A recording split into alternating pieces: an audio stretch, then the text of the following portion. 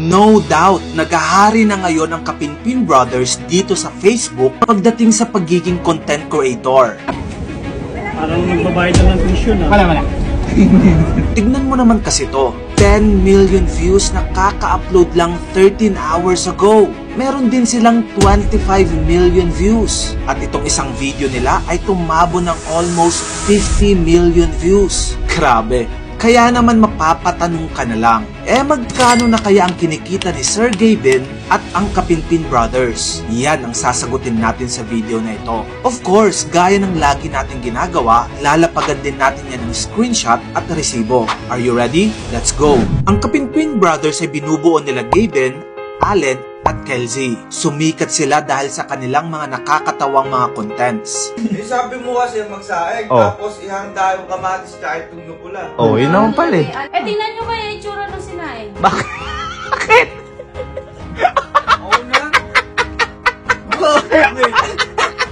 Sa ngayon, isa na sila sa mga fastest growing content creators sa bansa. Meron silang 14 million followers sa Facebook, making them one of the most followed content creators sa Facebook dito sa Asia. Sa YouTube naman ay meron silang 4.7 million followers. Habang sa TikTok ay merong 8.3 million followers si Sir Gavin at 2.5 million followers naman si Kelzy. Sa milyon-milyong nilang followers, hindi talaga may iwasang sumagi sa isipan natin kung magkano na kaya ang kinikita ng Kapinpin Brothers. Kaya naman binisita ko ang kanilang page at chinek ang bilang ng views ng kanilang mga videos. At grabe, sila na nga ang nangunguna dito sa Facebook. Kinumpute ko ang kinikita nila through monetization sa Facebook sa pamamagitan ng pagkukompare ng personal earnings ko dito sa Meta. Pinalad din kasi tayo sa iba nating mga videos na tumabo din ng millions of views. So may insight na ako sa kung ano ang estimate ng kinikita nila. Tara, isa-isahin natin.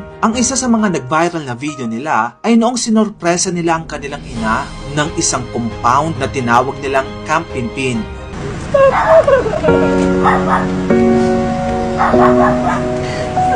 Ito mo kayo na to. Ito regalo ko sa'yo sa atin dito. Papanilagay ko dito.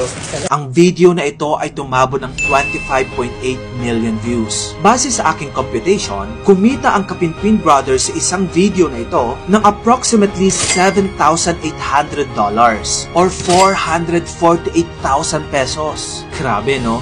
Isang video lang yan ha. Meron din silang isang video na tumabo ng 48 million views. Ang kinita nila dito, hold your breath, approximately $14,400. O kung i-convert sa peso, nasa 828,000 pesos. Wow, for sure aabot na yan sa milyon in just a few days. At tignan mo naman tong isang video na to. Posted ito 13 hours ago lang, pero tumabo na ng 10 million views. Almost 1 million views per hour na to. Ang lala. Sa video na ito, kumita sila ng $3,000 or 172,000 pesos in just 13 hours. At ito pa, kumapit ka. Kinumpute ko din ang total views na nakuha nila nitong nakaraang isang buwan. At ang lumabas na numero, 708 million views. Grabe. At sa bilang ng views na yan, ay maaari silang kumita ng approximately $212,000 or 12.2 million pesos.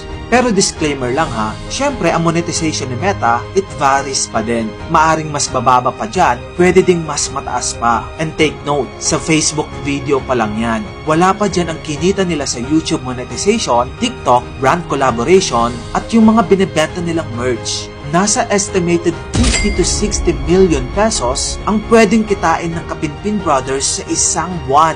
Grabe. Sa laki ng kinikita nila, saan kaya ito napupunta? Kung nalula ka sa kitaan nila, mas malulula ka sa kanilang mga nabili gamit ang milyones na ito. Yan ang ating magiging topic sa part 2 ng video na ito. Kaya naman follow na para updated ka sa kitaan ng mga idol mo. Yun lang, salamat sa panonood.